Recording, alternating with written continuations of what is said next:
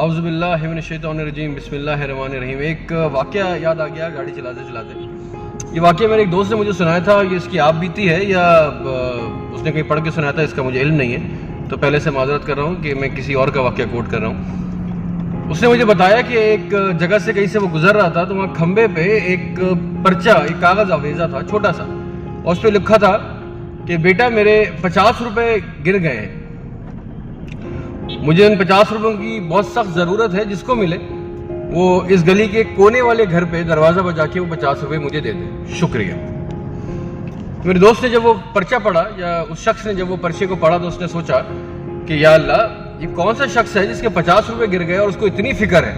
اس کے لیے یہ 50 روپے انتہائی قیمتی ہوں گے، تو میں کیوں نہ اس کو اپنی طرف سے ایک 50 روپے دے دوں اور بولوں کہ مجھے آپ کے 50 روپے یہاں سے پڑے ہوئے ملے ہیں۔ تو وہ شخص چلا جاتا ہے اس گلی کے آخری کونے والے گھر کی طرف، دروازہ بجاتا ہے تو ایک بوڑھی سی خاتون نکلتی ہے، بینائی ان کی کمزور ہوتی ہے اور وہ بالکل دیکھ نہیں پاتی، بڑا مشکل سے وہ اس شخص سے آنکھیں بھیج کر بات کرتی ہے، کافی عمر رسیدہ خاتون ہوتی ہیں۔ وہ دروازہ بجا کے ادب سے سلام کرتا ہے اور کہتا ہے کہ اماں، یہ 50 روپے مجھے وہاں کھمبے کے پاس کونے پہ چوراہے پہ پڑے ملے تھے، میں نے وہاں پرچہ پڑھا اور لکھا تھا کہ یہ 50 روپے جس کو ملے وہ مجھے لا کے دے دے، میرے 50 روپے کھو گئے تو میں آپ کے لیے 50 روپے کا نوٹ اٹھا کے لے آیا۔ یہ سن کے وہ عورت رونے لگی اور زاروں قطار رونے لگی۔ اس آدمی نے اس عورت سے پوچھا، اماں جی آپ کے رونے کی وجہ کیا ہے، آپ کے تو پیسے آپ کو مل گئے؟ انہوں نے کہا بیٹا میں تو لکھی پڑھی نہیں ہوں، مجھے پڑھنا لکھنا نہیں آتا، مجھے نہیں پتا کہ اللہ کے بھلے بندے نے یہ کاغذ وہاں چپکا دیا،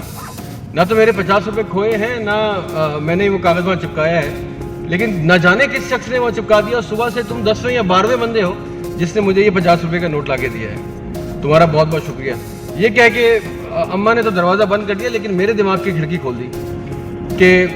کسی کی مدد کرنے کے 1000 طریقے ہوتے ہیں، بس دل میں خلوص ہونا چاہیے۔ اگر آپ خلوص دل سے کسی کی مدد کرتے ہیں اخلاص کے ساتھ، اور یہ سوچ کے کہ اس کا اجر آپ کو اللہ دے گا، انسان نہیں دے گا،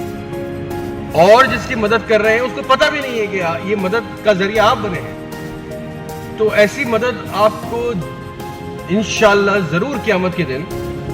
آپ کی ہر مشکل، ہر پریشانی اور پل صراط کی سواری بنے گی۔ تو خلوص کے ساتھ، خلوص دل کے ساتھ لوگوں کی مدد کرنا سیکھیں اور کریٹیو ہو جائیں، لوگوں کی مدد کرنے کے اندر کریٹیوٹی کا استعمال کریں،